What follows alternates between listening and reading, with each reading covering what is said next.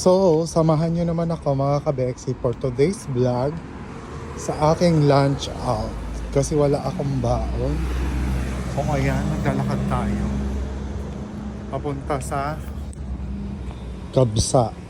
Kakain tayo ng kabsa. Yung inihaw na manok. Inikot pala siya sa sa apoy.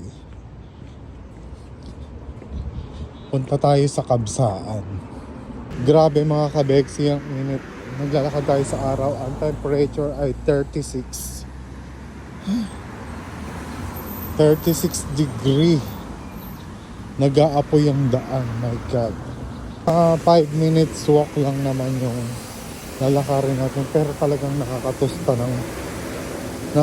ng matutuyo sa'yo. My God. Sobrang ginid. Malapit na tayo. Dito to sa sa Shara Baladia. Ayan. Malapit to sa work ko. Kaya dito lang din may kainan ng mga kabsa-kabsa. Pang mabilisang kain. Sagot sa gutom dito sa Saudi. Ang kabsa. Ayan, nandito na tayo.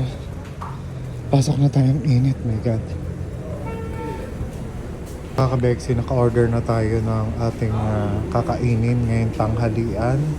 Ang Ruba Kabsa.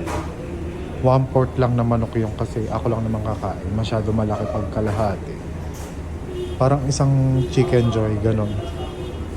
Chicken na inikot sa gasol. Order natin na Ruba Kabsa. Dito sa Kabsaan.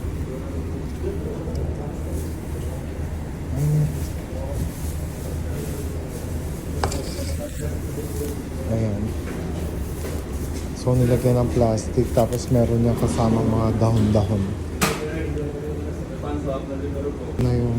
Ito na yung lunch natin ngayon na Ruba Kabsa. May kasamang sausawan yan. Ayan. Ang halaga nito ay 12 reals lang. May kasama na rin siyang tubig. 12 reals lang.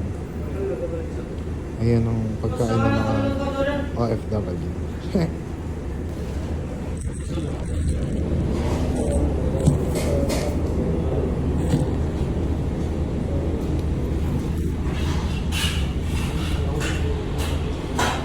So dito hindi uso ang tinidor, kaya dalawang kutsara. Ito na yung manok natin. Sarap nito mga ka-Beksi. Lalo na pag wala kang pera. Ayan.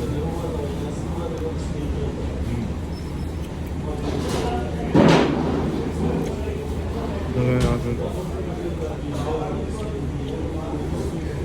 Tapos yung sausawan.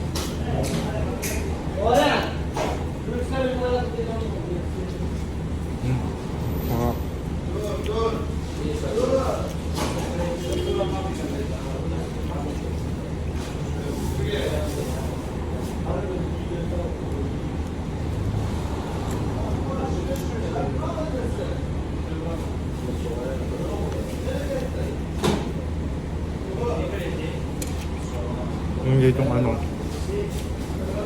sibuyas, isang hiwa.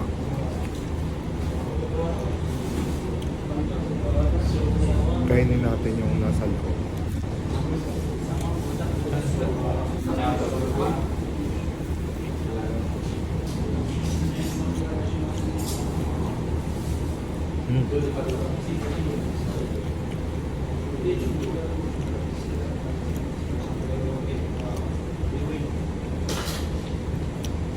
Sarap.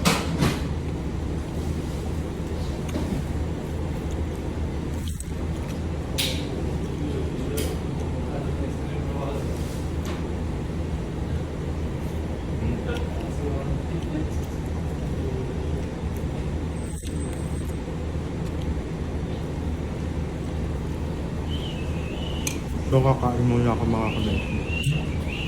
So ayan mga ka-Beksi, pabalik na tayo sa aking officine. Tapos na tayong lumaps. Thanks for watching. Please don't forget to follow my page, share and like my videos. Bye!